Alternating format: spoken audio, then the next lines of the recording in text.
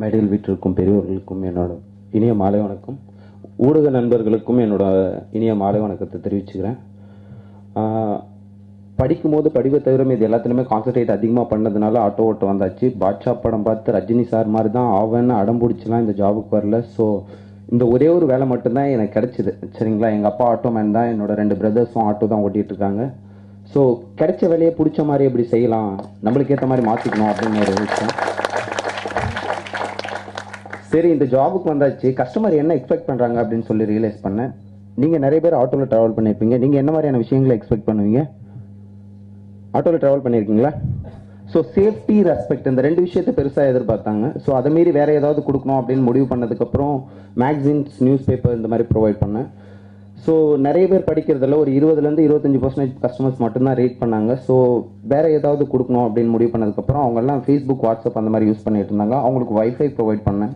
So நிறைய customer smart phone இல்லாமல் வந்தாங்க. அவங்களுக்காக சாம்சங் கேலக்ஸி டேப் ப்ரொவைட் பண்ணேன். அதுக்கப்புறம் எலக்ட்ரிக்கல் ப்ராடக்ட்டை பொறுத்த வரைக்கும் 3 இயர்ஸ்ன்றது ரொம்பவே அவுடேட்டட் அப்படின்றதுனால ஐபேட் ப்ரோவை லான்ச் பண்ணேன். ஸோ அதுக்கப்புறம் லேப்டாப் ப்ரொவைட் பண்ணேன். அதுக்கப்புறம் பார்த்தீங்கன்னா சேஞ்ச் ப்ராப்ளம் நிறைய இருந்துச்சு. ஆக்சுவலாக பார்த்தீங்கன்னா அது ஐடி காரிடர் அப்படின்றதுனால எல்லாரோட சேலரியுமே பேங்க் அக்கௌண்ட்டில் தான் கிரெடிட் ஆச்சு. ஸோ எல்லாருமே 100 rupees கொடுத்தாங்க. ஐ டோன்ட் நோ சேஞ்ச் அப்படின்னும் போது நெக்ஸ்ட் டைம் வந்து பே பண்ணுங்க அப்படின்ற மாதிரி சொல்லுவேன். நான் உங்களை முழுசாக நம்புகிறேன், நான் எந்த அளவுக்கு உங்களை நம்புறனோ நீங்கள் அந்த அளவுக்கு உங்களை நம்புங்க அப்படின்னு சொல்லி அனுப்பி விட்டுருவேன். ஒரு 2 months 3 months கழிச்சு அவங்க ஆட்டோவில் வரும்போது ஈஸியாக என்னோட ஆட்டோ ஐடென்டிஃபை பண்ணிவிடுவாங்க. ஆனால் last time I pay for this money அப்படின்னு சொல்லி அவங்க கொடுக்கும்போது எப்படி ஃபீல் பண்ணீங்க அப்படின்னும் போது எல்லாருமே ஒரு 90% கஸ்டமர்ஸ் வந்து கில்ட்டி அப்படின்ற மாதிரி சொன்னாங்க. என்னோட ஃபோக்கஸில் customer is not guilty, God is guilty. கடவுளுக்கு கஷ்டம்னா சும்மா இருப்போமா? ஸ்ட்ரைட்டாக பேங்க்கு போனோன்னு மேனேஜரை பார்த்தேன். மேனேஜர் கிட்ட போய் அப்ரோச் பண்ணும்போது எனக்கு ஸ்வைப்பிங் மிஷின் வேணும் அப்படின்னு சொன்னேன்.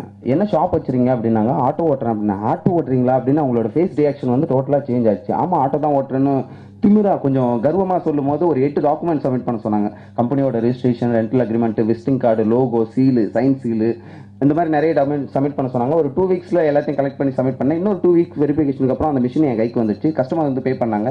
இப்போ கிடையாதுங்க, 2 வருஷம் 8 மாதம் ஆச்சு என்னோட ஆட்டோக்குள்ளே கார்டு ஸ்வைப்பிங் மிஷின் வந்து. ஸோ 10 ரூபாய்க்கு நீங்கள் ஆட்டோக்குள்ளே கார்டில் பே பண்ணலாம். சரிங்களா, டிமானிட்டேஷனுக்குலாம் முன்னாடியே. நரேந்திர மோடி டிஜிட்டலை பற்றி யோசிக்கிறதுக்கு முன்னாடியே நம்மலாம் டிஜிட்டல் ஆயிடுச்சு. இதுலேருந்தே தெரிஞ்சு எங்கள் தமிழன் எவ்வளோ பெரிய ஆகுன்னு சொல்லிட்டு